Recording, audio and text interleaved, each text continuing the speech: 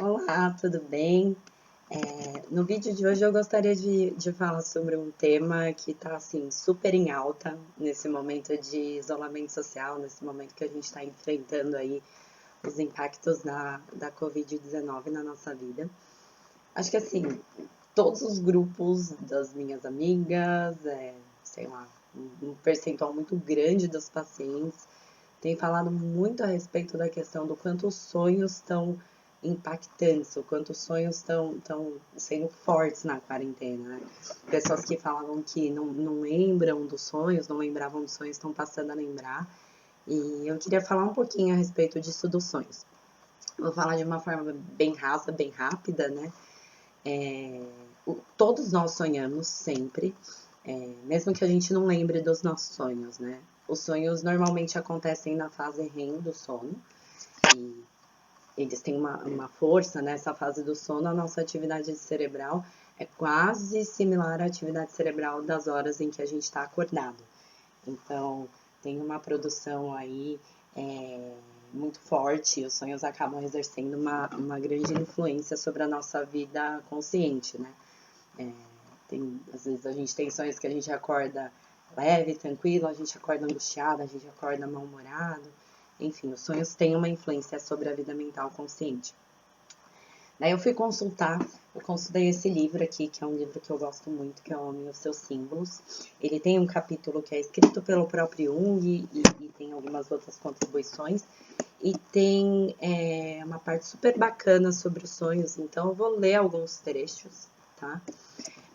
Jung descobriu que os sonhos podem dar ao homem a orientação de que ele necessita para a solução dos problemas da sua vida interior e exterior. Na verdade, muitos dos nossos sonhos dizem respeito detalhadamente à nossa vida exterior e ao nosso ambiente. A árvore que cresce diante da nossa janela, a nossa bicicleta, o nosso carro ou uma pedra que se apanhou durante uma caminhada podem, por meio da nossa vida onírica, ser elevados ao nível de símbolos, tornando-se especialmente significativos.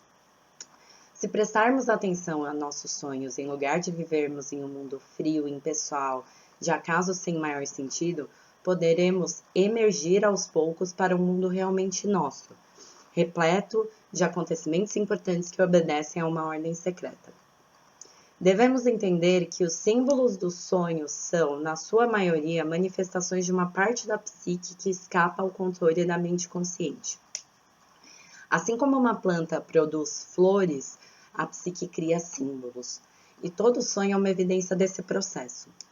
É, portanto, através dos sonhos que as forças instintivas influenciam a atividade do consciente. Então, aqui fala bastante dessa questão das forças instintivas, né? Que é algo que com a questão de civilização, de adaptação a normas, regras, a gente vai esquecendo. Os sonhos, eles trazem mensagens do nosso inconsciente, mensagens mais instintivas, que vem ali com um fundo mais arquetípico, às vezes para nos dar sinais. Então, os sonhos podem ter uma função compensatória de alguma atitude sua do consciente, que está muito unilateral, você está fazendo muito uma coisa olhando só para um lado da coisa e não está olhando para o outro lado. O sonho pode vir com essa função compensatória, sempre de modo instintivo, para te mostrar que há um outro lado. Tá? Os sonhos podem adquirir um aspecto de antecipação ou de prognóstico, e quem os interpretar deve levar isso em conta. Sobretudo quando o sonho que tenha um sentido evidente não ofereça um contexto que o explique satisfatoriamente, que é o que mais acontece, né? Esse tipo de sonho pode surgir do nada, e nós nos perguntamos o que o motivou. Se conhecêssemos a sua mensagem posterior, logicamente esclareceríamos as suas causas.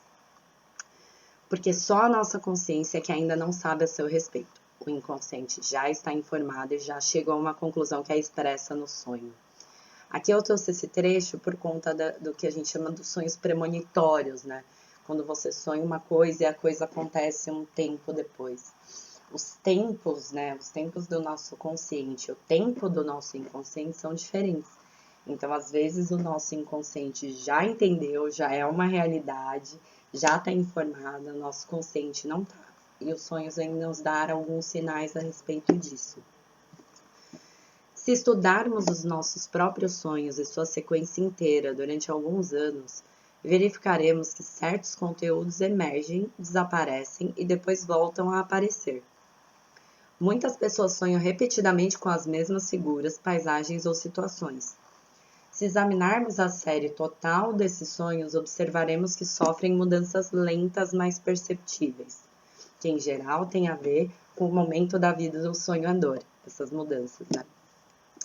Essas mudanças podem se acelerar se a atitude consciente do sonhador for influenciada pela interpretação apropriada dos seus sonhos e de seus conteúdos simbólicos. Então, enfim, esse livro fala muito mais sobre isso, eu recomendo bastante para quem tiver curiosidade sobre o tema. Os sonhos, eles são divididos em fases, então, geralmente o sonho tem 4 fases, mas pode ser que ele só tenha 3.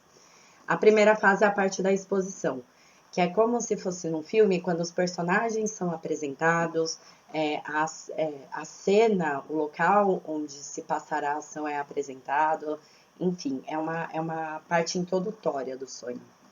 A segunda fase é onde se desenvolve o enredo, onde se desenvolve a trama das complicações, então é onde você percebe que você precisa fazer alguma coisa, que você precisa chegar em algum lugar, que você precisa falar algo para alguém.